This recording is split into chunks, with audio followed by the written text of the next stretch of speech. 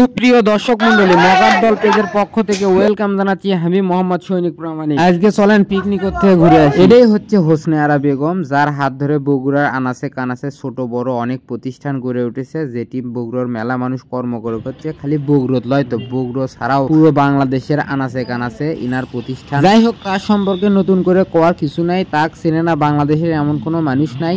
তবে সর্বশেষে আমি যেটা কভার চাচ্ছি সেটা হচ্ছে ইনি হচ্ছে আমাদের বগুড়াবাসীর জন্য একটা গর্ব, যার আজকে আমি চলে আছি তারই প্রতিষ্ঠিত একটা প্রতিষ্ঠান মমইন। আমার জানা মতে উত্তরবঙ্গের মধ্যে 5 স্টার হোটেল থাকলে এটাই একটা, যেটি যাওয়ার মতো এখন টাকা পয়সা নাই। অন্য একদিন আপনাকে দেখামনি, আজকে আপনাকে নিয়ে যাচ্ছি আমি তারই প্রতিষ্ঠিত আরেক জগতে, যার নাম বিনোদন জগৎ। আপনারা বিনোদন জগতে এখনো যারা আসেনি তারা কিন্তু বড় সড়ো মিস করতেছেন, তারা অতি তাড়াতাড়ি চলে আসবেন বিনোদন জগৎ। এটি কিন্তু খালি বগুড়ার মানুষ নয়, বিভিন্ন জায়গার থেকে মানুষ পিকনিকত আসছে। যাই হোক, এখন আপনাদের খামিয়ানা আসল কথা করছি। আসল কথা হচ্ছে আমরা কিন্তু এটি আছে পিকনিকত আমাদের বগুড়া ফতলি বাজার, তো সগলি চেনেন। বগুড়া ফতলি বাজারের ছাতাপট্টি গলি যে হারেকালি মার্কেট, এই মার্কেটের উদ্যোগে একটা পিকনিক হচ্ছে এই মমইন বিনোদন জগৎ।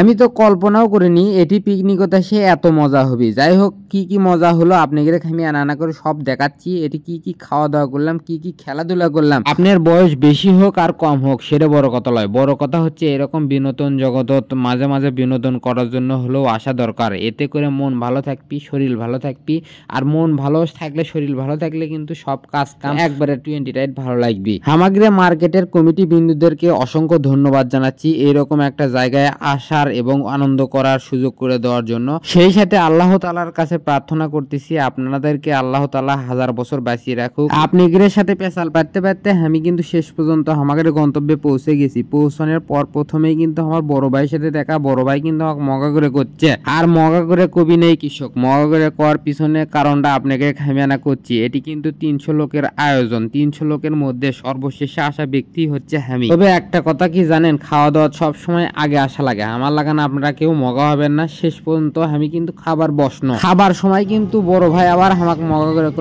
করে করলো কৃষক, সেটা একবার আপনারা নিজেরাই দেখেন। মগা নাকি রে? মগাই রে, আমার কিছু লাগবে নাকি? ভালো আছে। ছোট ভাই হাসান খুব দায়িত্ব পালন করছে। ভাই কিছু লাগছে? মগা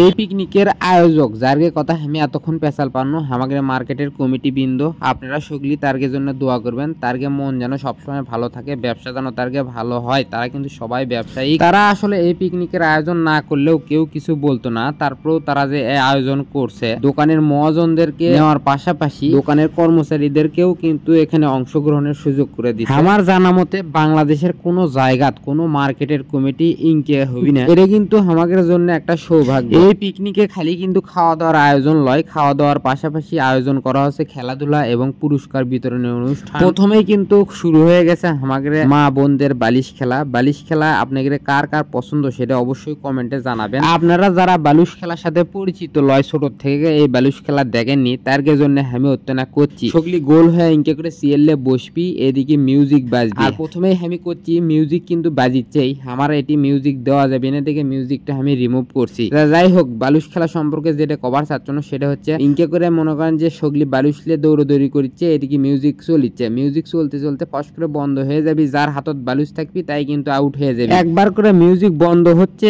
আর একটা করে প্রতিযোগী কিন্তু আউট হয়ে যাচ্ছে। ইনকে করতে করতে দেখা যাক এখন শেষ পর্যন্ত কি হয়। আমরা কিন্তু ভিডিও দেখতেই আসি। এদিকে বালুসও ঘুরতে। বাকি অংশ দেখতে পার্ট 2 তে চোখ রাখুন।